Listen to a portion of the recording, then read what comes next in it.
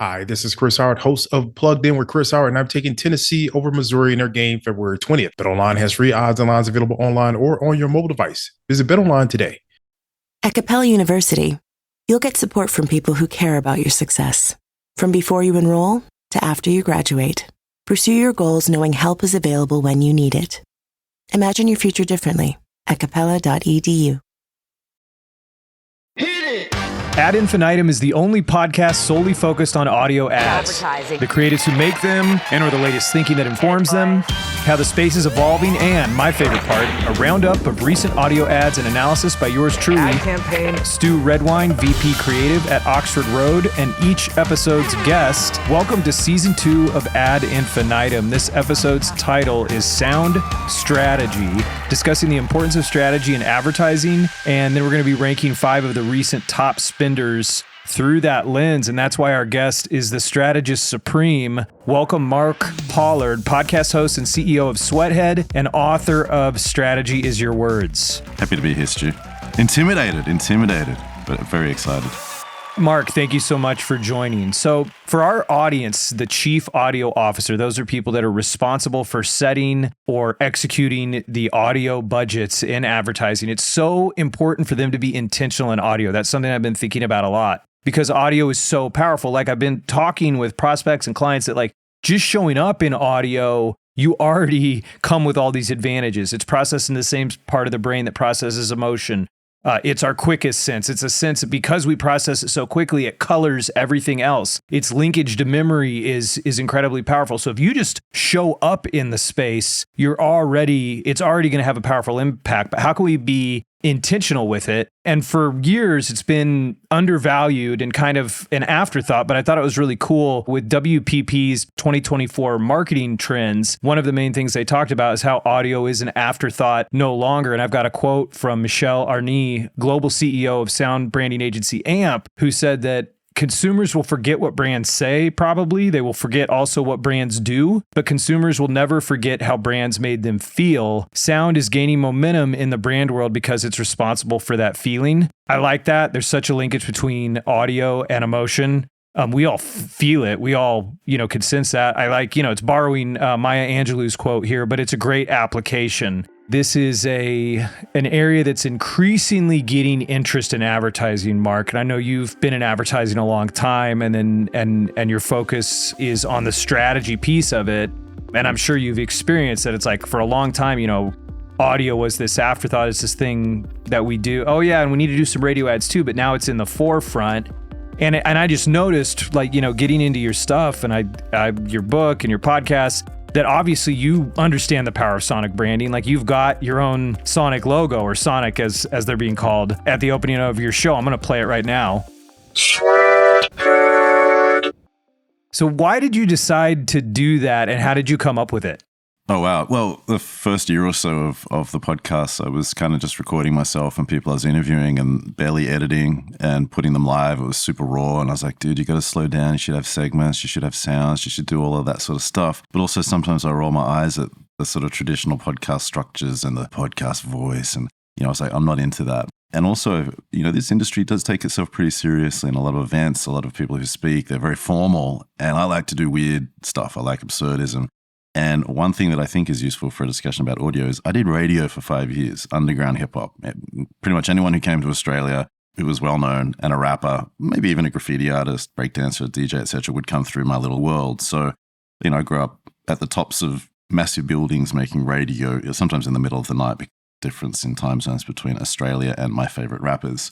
So lots of background that comes into this. And then I just thought I needed a little sonic logo, and recorded myself saying Sweathead, that's my voice. And was like, okay, I think that's enough. And then I did experiment with a little tagline, which was strategy with friends. And I sang it. So I sang myself in 5 different layers, like strategy with friends. So just trying to be like a silly, childish thing, and haven't really rolled it out. It didn't quite work for me. But the reason I just wanted to have that Sweathead thing is for the reasons that you and people like Steve Keller would tell me to have that thing for, that it's useful as far as building brand. Very simple. And it's cool to hear you talk about that. Like, yeah, that is so, it is true to your tone and your approach of like, let's take this stuff deadly serious on the one hand, like you do, it's obvious. And then on the other hand, let's not take ourselves too serious, I suppose. Like, so that's embraced in that sound. And then, like I'd mentioned before, I've got a copy of your book here. It's all marked up. And I mean, there's so much great stuff in here. You know, the title, strategy is your words. And then you've got a great sentence at the end. Either do the hard work of finding the words that work hard or use words that make hard work for everyone else. Like, I love that. We talk about that at Oxford Road of finding exactly the right word, or Thomas Jefferson's never used two words when one will do. Like Mark Twain's the difference between lightning and a lightning bug is one word. You know, it's so important to focus on that.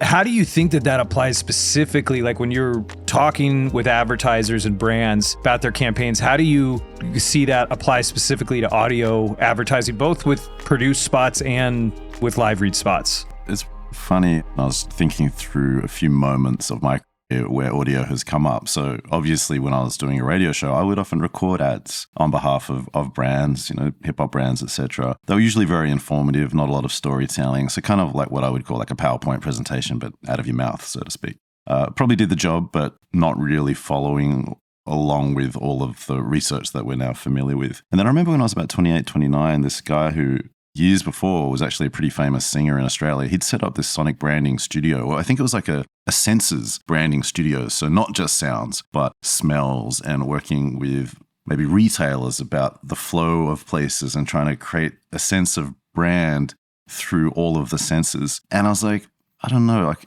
it just felt a bit intellectual and a bit wishy-washy. And then I also remember working with a chief creative officer who, you know, radio was more prominent when I was in my 20s, and then it sort of disappeared. It wasn't very glamorous. And I guess a lot of the people in creative departments, maybe they weren't listening to a lot of radio for a while. But there was a moment there, and I think it's still there, where some smart creative directors believe that it could be, with a little bit of attention, easier to win awards and be effective in radio. And so they get their teams to focus on it a little bit.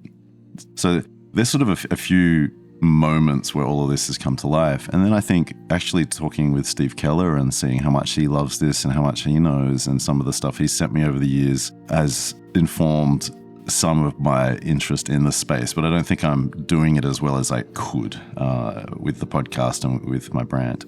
So then when it comes to talking to advertisers about radio, here's the deal. We don't. I've worked with hundreds of companies. I've trained tens of companies in the past few years. Radio never even comes up. Podcasting barely even comes up. And so I think that's probably what's interesting, the lack of a discussion around format, my world at least. That's amazing. But then when you see what a small slice podcast is even of the radio world, and then to hear you say that, it's like, okay, well, I see the green shoots, and then in the world I'm in, like we're talking to each other going like audio, more people are talking about audio. It's interesting to hear you on the front lines and talking strategy with tens of brands that, wow, it's still not coming up. You know, we're about to listen to some ads, and something I think about a lot is that, you know, it comes up in doing the show is I've got advertising professionals on here, and we'll play the ad, so to speak, just as if you're hearing it in the wild. And some of the immediate questions are like, well, I don't know what the strategy was for this ad, or I don't know what the plan was. And what comes up in my mind is like, well, the audience doesn't either. How do you think of that when you're going, okay, I'm doing this planful, thoughtful, strategic work, and then how do I balance that with, okay, I got to remember that at the end of the day, this is going to result in an advertisement that someone's just going to, they may not even notice, or if they do notice, it'll be subconsciously. Like, how do you think of that? How do you not overdo it on the one side and remember how this thing is ultimately going to be experienced on the other? Well, I think it starts by acknowledging that you do have at least these two compartments, where you have one compartment when you're doing the work, which has a lot of information, which is largely confused most of the time, trying to work out where the bullet points go, where the statistics go, what's going on, what's the problem that we're trying to solve for. And then, I've got to somehow synthesize all of that into a sentence. And this sort of compartmentalization comes up in so many books on writing. I mean, Stephen King will talk about how write with the door shut, as in don't tell people your ideas, get your thing done, and then put it in a drawer for as long as possible. Compartment 1, write. Compartment 2 is open the drawer when you're ready and edit it so that you can switch between that writer and editor's voice. For me, it's the same thing. I love stand-up comedy. And when I'm watching it or listening to it, I am paying attention to what they're doing and I'm thinking through it because that's just the way my brain's wired, but I'm there to enjoy it. So those two things happen at the same time. And a big part of this is also just the ego. You don't have to be smart all the time. You're allowed to enjoy things. There was an ad that came out of Australia recently for lamb. It's super absurdist. It's hilarious. And I posted, I like this. It's a banger to me. As in, I like that ad like I like a song. And all these people are trying to correct me about my opinion. Oh, it's not doing this correctly. And I'm like, that's not what I'm talking about. I just think it's well done and I'm allowed to like a thing. Whether or not it sells, a whole bunch of lamb chops is not what I'm talking about. So relax, guy. But the compartmentalization, switching between the two, knowing when you're in one versus the other, I think is really, really important. I just got off a call with an amazing agency that I'm doing some work with, and they've got a lot of information. And I'm like, okay, we have a lot of information. What are we going to say that's simple in the presentation to the client, let alone what are we going to say that's simple and put it in the world? And then you've got to go through the ego massaging phase of all of that, which is, put the information in the appendix. You don't need it. Let's just go simple, provocative, get into people's heads, the clients especially. So those two. Balancing both of those things because you need the information, but you also need simplicity, drama, and emotion. No doubt, no doubt. Let's see how well the folks over at Pfizer, Verizon, Progressive, Apple, and AT&T do that. See how they balance these things. All right, so we're going to be listening to those 5 ads from those advertisers. These are top spenders on national radio in the United States for January using Vivix to take a look at that. So approximate media spend from when we pulled these spots for Pfizer, you're looking at approximately $3.3 million in national radio. And let's give that spot a listen and talk about it. If you're someone who experiences migraine attacks, you know it's the everyday moments that matter. Mom, come play with me. The moments you don't want to miss. Nurtec ODT, Rimegepant 75 milligrams orally disintegrating tablets, is the only medication proven to treat and prevent migraines all in one, giving you and your healthcare provider the power to control your migraine treatment. Nurtec ODT is approved for the acute treatment of migraine attacks and preventative treatment of episodic migraine in adults. Don't take if allergic to Nurtec ODT. Allergic reactions can occur even days after using and include trouble breathing, rash, and swelling of the face, mouth, tongue, or throat. Most common side effects were nausea and indigestion stomach pain. For full prescribing information, call 1-833-4-NURTEC or visit Nurtec.com. Ask your healthcare provider about Nurtec today. All right. The Strategist Supreme, the floor is yours. Well, look, strategically, there's not a lot going on there. And the language use is not very interesting to me. What this ad is doing that is strategic, it's using the word migraine. It's using a female voiceover. It has baby or a kid making sounds, and the music is happy. That's really what they're trying to get into our minds. Now, I don't know if they use that music all the time. I don't know if people would associate that music with that brand or with migraines. If someone hears that ad a lot for years and years and years, they would. So that's probably a question I would have for the people making that ad. Is that do you own that, or is that music really connected to the brand? Then it's good. Otherwise, you're just going to be reinventing the wheel the next time that you make an ad. Verbally, not that interesting.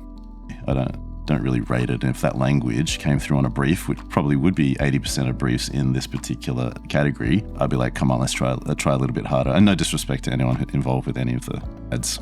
I'm just trying to be direct. Oh, of course. No, thank you. We also ran this one through our system just to give it a grade using Audiolytics, and it came in at a 69%. There's some opportunities as it has for improvement that I see immediately. But what I want to do is I want to just jump right into the next one so we can keep the conversation going. So here is the next spot so we can get some relativity between the two. And then I'll have you rank those two against each other, and then we can keep going. So this next one's for Verizon. Here we go. Hey, Chicago, are you looking for new ways to save? Well, on Verizon, you don't need to be on a family plan to get our best deals. Switch to Verizon, and for a limited time, plans start at just $50 per month for a single line with autopay plus taxes and fees when you bring your own phone with unlimited welcome. That's a savings of $15 per month. And when you switch now, you can save on the things you love to stream, like Netflix and Max. There's never been a better time to switch to the network America relies on. A better plan to save is Verizon. This offer won't last long. Visit your local Verizon store to switch and save big today. $180 BYOD promo credit per phone applied over 36 months for new customers with one new line with your own 4G or 5G smartphone on unlimited welcome plan required. $360 local promo credit applied over 36 months for new customers with one new line. Additional terms apply. In select markets only. Auto pay and paper-free billing required. For unlimited welcome plan in times of congestion, unlimited 5G and 4G LTE may be temporarily slower than other traffic. Domestic data roaming at 2G speeds. Woo! I want to jump in right in on that one. I noted these last two, they're both 60s, and fully half of both of these guys were disclaimers. Yeah, and the difference between both of them is that the first one at least tried to be a little bit creative. That one was just generic information, verbal diarrhea. I mean, after the third or fourth sentence, I didn't want to keep listening, but you forced me to. No emotion, not revealing anything about humans. They have the benefit of being Verizon, so that name, guess, allows them to get, in their minds at least, get away with maybe not trying that hard creatively. But I would say that would perform worse than the first one. Well, and something I want to point out too is that, so having pulled these spots, is at the beginning of this spot, it goes, "Hey, Chicago." What's interesting to me about that is that they did customize for markets, right? But like what you're saying, this generic message and it's invisible. But then I also see the effort there of going like, okay, that, localization has an impact. Like that's Cialdini, like 101 is like, making something localized helps persuade. So like, I want to give them some props for that they're customizing it per city. But then after that, your assessment is it falls apart. I don't think a brand with that amount of money and reach gets for mentioning the city name that advertising, and I think that's us having very low standards. Tell me more about that. No, I mean, there's no more to say. It's like I just don't like, why wouldn't you if you've got the means to do it? But also that means that if they have thought about it, someone's like, hey, how do we get people's attention? But if you think about how people write hooks or say hooks on TikTok or Instagram Reels, hey, Chicago, yeah, it might get your attention, but then here's a 1,000-word essay I've got about savings. Like, tell us about savings. Tell us about our lives, something you've observed about us, maybe a little bit of comedy about the lengths that people go to save money on their phone bills or in life. Use a psychological hook, and then I might pay attention. Otherwise, you're just like some overeager young guy trying to pick up at a bar by telling someone their entire CV, and it doesn't work. Hey guys, you come to Chicago often? I'm Verizon.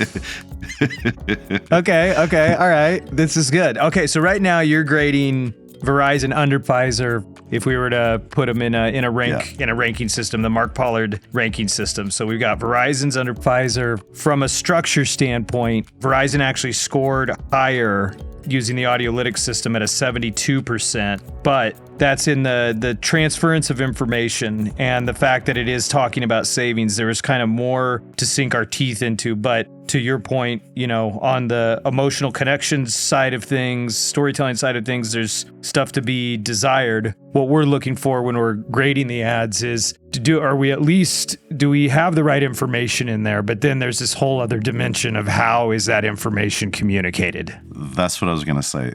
The 9 things that you look for are about information, and I start with emotion. So there's no emotional hook. You don't get me to listen past the second sentence. I'm not listening. And by the way, just because you have 60 seconds doesn't mean you have to have 1,000 words. Maybe you could have a pause or a few sounds. But advertising works by getting us to have an emotional reaction. I feel nothing. I feel like a zombie listening to that kind of advertising. I would immediately skip it or turn it off. It's not creative, no insight, it doesn't appeal to the emotions. It's literally, and that sort of stuff gets through pre-testing because it's all about message. But literally no one's sitting there for 60 seconds going, oh gosh, okay, I've got those 20 points. Thanks for that. I've got a couple thoughts on that, but let's keep going because I want to see how some of these other people execute. So next up, we've got Progressive. At Progressive, we love sports and saving you money, so we bundled them together.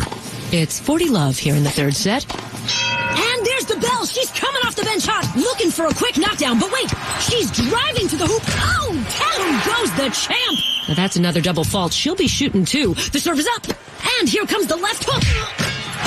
She's bundled her home and auto insurance with Progressive. Swish, ace, savings, TKO. Progressive Casualty Insurance Company, affiliates, and other insurers. Not available in all states or situations. Yeah. Half the length of the other two. We'll say that first. What do you think? Well, they respect their audience. I think Progressive is probably one of the best advertisers in the country. You have characters there. There's something playing out. There are stakes in this story. Who's going to win? You've got 2 voices or 3, or at least one of the voices had 2 voices available to them. You've got sound effects, and it doesn't try to man-spread its way through your ears. You know, it's 30 seconds. So for me, that's much more interesting. And for me, that would be 80% up. So it's the top of the heap right now. Yeah, for me it is. Yeah. What did you put it out? We came in at 71%, and the thing is, I'm right there with you. Like, Progressive knows what they're doing. Yeah. Their biggest thing and they've come up in episodes before, it's like probably the biggest correction that I would see with any kind of ad like that that's choosing a storytelling approach. That's great. I'm absolutely connecting emotionally, right? People remember how you make them feel. What I tend to see and what we've seen with campaigns that have come in both in audio and in television, we've made simple adjustments with creative like that where we shorten up, we give a little bit less time to that aspect of it to be able to transfer a little bit more information, right? And I don't think it has to be all or nothing in an advertisement. I like Rory Sutherland. You know, he breaks down advertising into six different lenses, like the blind man and the elephant. It's advertising showmanship, it's salesmanship, it's seduction, it's social connections, it's salience, it's spin, right? Like it's all of these things at once. And so I see the folks working on the ads, we can go too far one way or the other. And it's like the Verizon ad, it's like, well, that's all information. And then Progressive, it's fantastic. It's entertaining, but perhaps there's some small adjustments they could make. Could they take out one line of entertainment and put in some more substantiation or beef up the call to action or create a little bit more of a sense of urgency for that aspect of the listener, right? Like that's the trade-offs that we're looking at a lot of the time. Yeah, I'd be open to like one sentence added to that does what you say. And the only other thing that I'd be curious about, because they've done such a good job of casting and building this crew of characters in their television commercials, is like, it was one of the voices, one of those characters. So actually repeating the characters, and they know all this stuff. I think they're exceptional at what they do. But that would be another way to keep building the brand assets, in this case characters that we're familiar with, rather than like, who are these people speaking? Like it's funnier if it's the characters that we know from television or from YouTube videos, etc. And also I think the job that they have to do, it's not dissimilar to Verizon, right? Which is people don't want to think about phones, money they're paying for phones. They don't want to think about insurance. So all Progressive really needs to do, in my personal point of view, have the word progressive get into our minds by making us react emotionally and maybe one piece of information, so that in a few months' time, and repeat, get it into our heads a lot, so that in a few months' time, if somebody needs to renew, they're like, oh, maybe I should check with Progressive. So, some of these ads, I think with a lot of information, they misunderstand the role of advertising. And there's a certain insecurity that can come across if you're using too much information or laziness. Like I know that if I was doing a strategy training event and I did something like Verizon, it's next Wednesday, it's next Thursday, please come, we've got 10 spots, all the information. Deep down, I know I'm being lazy, as opposed to maybe leading with some kind of insight about one of the biggest fears of a strategist is they write a creative brief that gets ignored. So how could I tell a story around that? Or do I just say that? I don't know. But I would need a hook before I give the information. But when you're just information, people skip. They turn off. They change the channel, or however the stuff's coming to them. So I honestly wouldn't mess with Progressive too much. I believe it's strong. I think so too. And I will say, when we're doing new to audio tests, and a lot of our early days in building even the Audiolytics model was direct consumer performance marketers, right? So you have to kind of know that as you're looking at it. When we look at more brand advertisers, right? So something like this Progressive spot, it's like our benchmark for all in-market creative is typically a 90%. But when it comes to a message like this, what we end up doing and working with an advertiser is we set a different benchmark for them, because we know we're going to be making those trades. We know we've decided to prioritize this aspect of the message, so we're not going to be able to hit all of those points and not going to be able to fill them all the way out. But we have found that early on with advertisers, especially if they're new to audio, like making sure they're equipped with the clearest information so that the hosts can do their thing and so that we have the best opportunity to have the clearest message come across, that's powerful. But as you're looking at the campaigns and your measurements change from just short-term performance to what's the long-term brand impact, you've also got to adjust the model so that it's not it always for all time, every ad has to achieve a 90%, but it's still a useful tool just to see where you stand. All right, so this next one is from Apple, and their ads on radio in January was a lot of different shows. It was actually multiple different movies and shows on the Apple platform, so I had to pick one, so I just picked one, and we'll listen to that right now. Killers of the Flower Moon is now streaming on Apple TV+. See the masterpiece critics are hailing as the best film of the year from director Martin Scorsese, starring Leonardo DiCaprio and Robert De Niro. Rated R. Now streaming on Apple TV+. Subscribe to watch on any device with the Apple TV app. Okay, so 15-second ad. I will also give you a bit of context in that since we had to pick one, is that yes, Apple is one of the top spenders in January. This ad accounts for, of their total spend in January, about 15% of what they spent. 15 seconds. What do you think? Man, the Verizon ad and the Apple ad, I'm depressed by them. It's like, try a little harder. Now, yes, it has all the information, so it's going to score well in a test that looks for information. But I would have turned it off. I wouldn't be paying attention. And I feel like they're taking the audience for granted. The fact that they're a big brand with these big acting names and these big media properties is incredible. You still have to get our attention. You have to deserve our attention. Otherwise, whatever, you're in the background. So, artificial intelligence could have written both of those. So I don't know. I'm not creatively impressed, and they're great for brand. Maybe they do well for performance, but splitting those two things out like that is also overly simplistic and ends up destroying brand. So yeah, not a big fan. Not a big fan. Okay, wow. There you go. You're not holding back. Does it depress you more or less than the Verizon ad? I think and the reason that sort of depresses me is because I believe in I believe in creativity, and I love people who are creative. And those two ads, I feel, have shut out people who are creative. And we've had this decade. And sorry if you like this kind of approach, but we've had this decade of people into performance and programmatic this and that and data and logic dominating creative people, being suspicious of creative people, and at least advertising like that. It's nothing. You're not building a brand. Like maybe you can improve click-through or some kind of last attribution, but it's not trying very hard, right? Yeah, no, you're bringing up interesting points. Well, there's the thing that if a thing works, like there's a perennial top spender in audio, it's ZipRecruiter. For years now, I don't know, it might be coming up on a decade, that the creative is, finding the right hire is like finding a needle in a haystack. That's why you need ZipRecruiter. Fact. Call to action. ZipRecruiter for free. Okay, millions of dollars spent against it. These things are all simultaneously true. Just because it works, or like I was saying at the beginning, just showing up in audio, there's these cheat codes that you're training the audience. So that's what I'm hearing you call out is like, okay, fine. Like, yeah, I guess you do Killers of the Flower Moon. Did it score well in Audiolytics? Yeah, it did. It transferred a lot of information, right? Because we're looking at the words and going, was this information communicated in the right sequence? It right now is the top spender at 73%, but you're calling for another dimension. Yeah, because that's not how the brain works.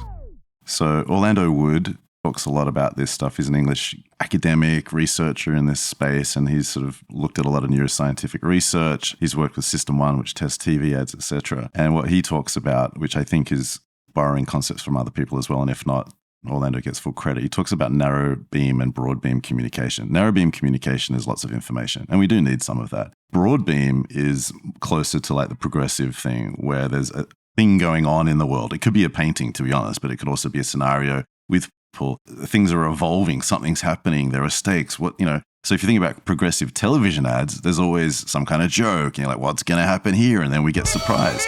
That's how you build memory. And advertising's role is to build memories. So something that's exclusively about information, to me, it defies what we've learned, especially over the past decade, maybe 2 decades, about how advertising works. And it can be a case, and the US is infatuated with numbers and information, and I love football, English football, soccer, right?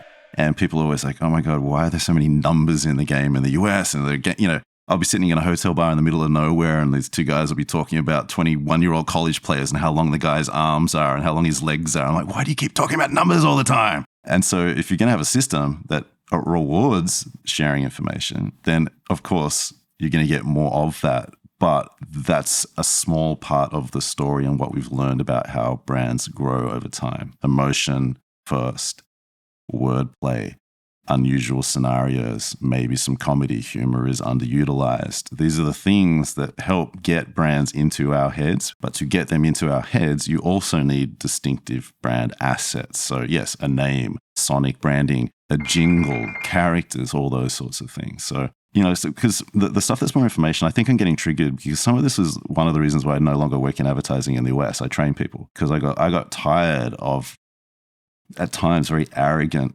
focus on data and information. And eyes would sort of just glitch when we started to talk about anything else. Like we were weird for being creative, for having ideas. I'm like, I can't do this anymore. So I left and do what I do now.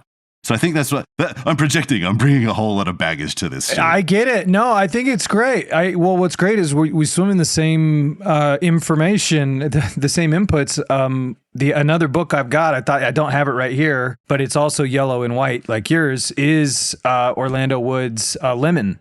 And I've been going through it, and I have ideals and what I would like to be a part of creating as a commercial artist. And then I have what works and all of that dynamic you're talking about. I think it's too bad when it gets to the point that it's an us and them and people are checking out, but he does such a fantastic job in Lemon. And it's convincing to me of just looking at art for 500 years, we've devitalized ourselves. We've turned everything into, like you're saying, a soccer player is the sum of the length of his arm, the length of his foot, his number, I'm going to break everything out and mechanize it. And he was pointing out in this book, Lemon, like just showing two ads, one from the 70s or 80s where there's a story and people with accents and more like the progressive creative, right? And then the other one is a GoDaddy commercial that's just literally text on a screen, flat images. And so to your point, though, I think it's like our audience out there in this culture has been trained to respond either consciously or subconscious to that.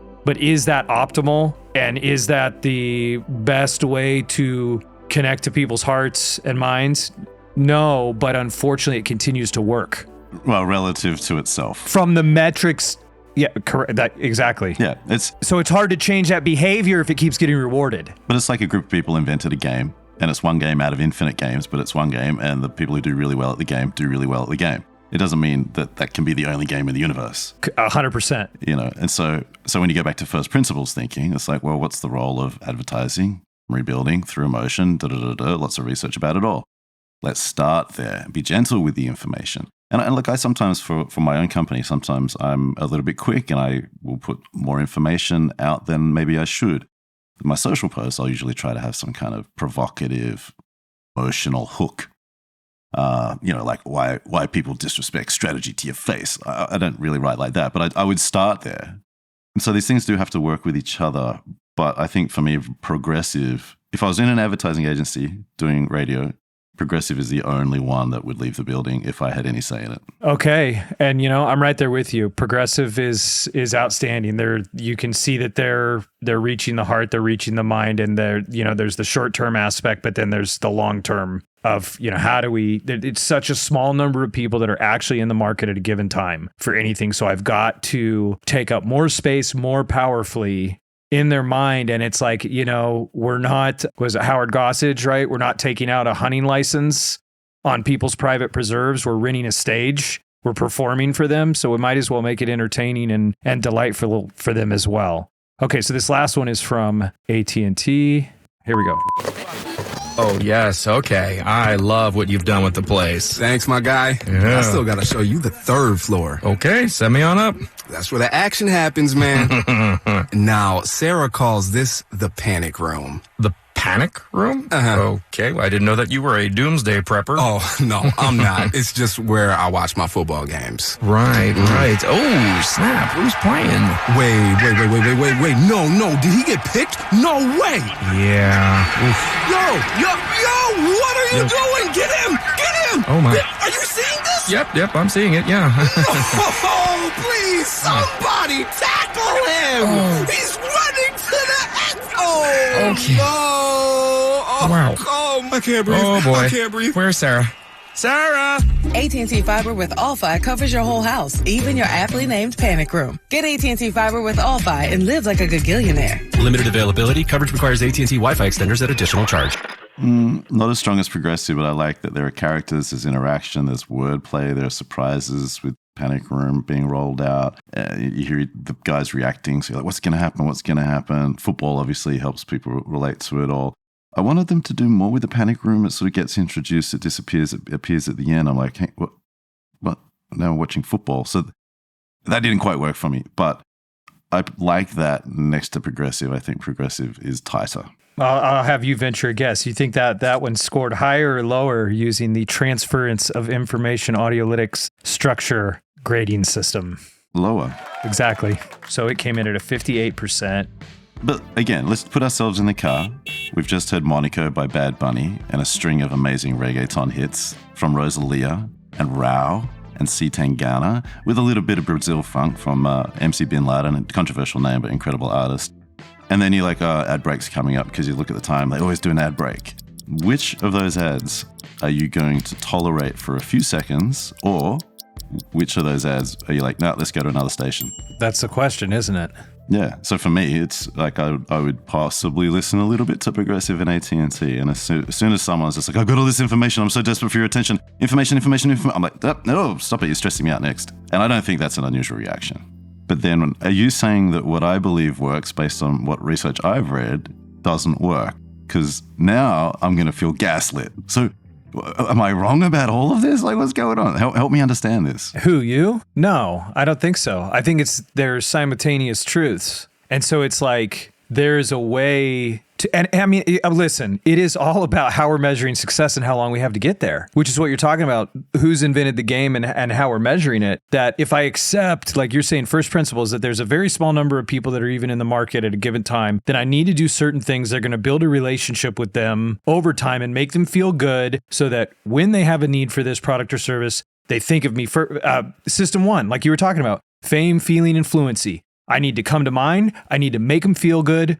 And I need to be understood when I'm heard. At the same time, blunt force also works. And it works particularly well in the short term. And I think that's the constant struggle for strategists and creatives, is like having to accept that the MyPillows of the world can work. Yeah.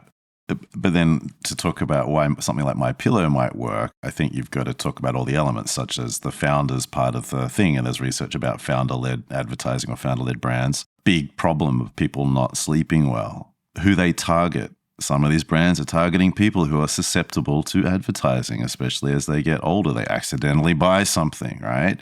I'm not saying all old people do that, but we know what's going on. We know the channels they focus on. We know we've seen people through some of those age groups, and we know how they sometimes buy things. So there's some other stuff going on there. It's not just about information. There's already often an understanding of a brand or a development of a brand over a long time. That guy's mustache, the MyPillow guy, he's got that crazy mustache, right? That's part of the brand. All the political stuff he does, that's part of his brand now. So to then just judge one ad that he's in purely based on information doesn't take into account all the other stuff that's going on that is implicitly communicated, that particular example. Another similar example, the Dollar Shave Club. I interviewed the CEO when they launched. He was a comedian, an improv guy, and he worked out this format very similar to sketch comedy where he did deliver a lot of information, but the information was contrasted against scenes of absurdism. And the absurdism that comedian or that kind of ad portrays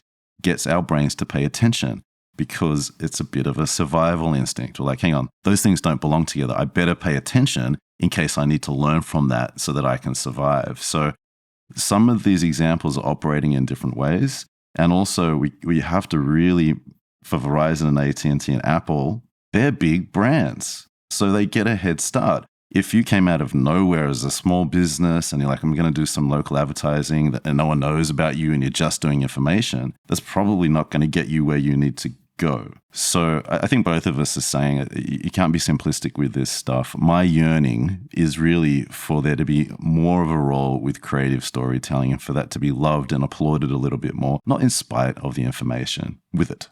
That's really what I'm interested in. And that comes across, and I think that makes a point even in Zoom, like focusing on the progressive ad. And looking at, your quote there, that it's at the tail end of the book there to, spoiler alert, but the hard work of finding words that work hard or use words that make hard work for everyone else, right? That, okay, I'm going to have to balance emotion and information. Like I'm going to have to do this dance. So let me choose very carefully every single word so that I know that every single word is counting and doing the most that it can do in this given advertisement. So if there's any closing thoughts you would have for the chief audio officers that are listening as they're thinking about their audio, what guidance would you give them from a strategy standpoint when they're thinking about their audio? Sort of thinking about themselves, their role, let alone how they're rolling out audio. I think now must be a really, really good time because there's so much research out there that can support the development of brands, including the things that we hear or the way that we hear brands. There's so much research out there, so definitely wrap your arms around all of that sort of stuff. And the US, corporate America, is very, very information heavy. You go to an advertising conference in the UK, very different from the US. The US is very commercial. People are kind of giving you a whole bunch of facts. You go to the UK, they're quoting Aristotle. There's other cliches, so quoting Aristotle and Socrates or some famous Italian painter from 400 years ago. They're trying to tell stories. They're working the room. They're trying to get emotion to build up. Very different styles of presentation. And the thing is, there's a lot of research about how a lot of advertising right now is not very good, not triggering an emotional response. It's just in one ear and out the other, if you're lucky, if they don't skip it. So I think for a chief audio officer, that now must be a really, really good time, or could be like maybe it's at the start of a really good time. And I think hopefully they're able to band together. I'm sure many of them would be feeling that nobody understands them in their own organization because, hey, we could affect the customer experience. We could affect customer support. We could affect the TV ads. Why don't I get the TV ads sooner? Hey, that thing appeared on TikTok. Did we use the whatever?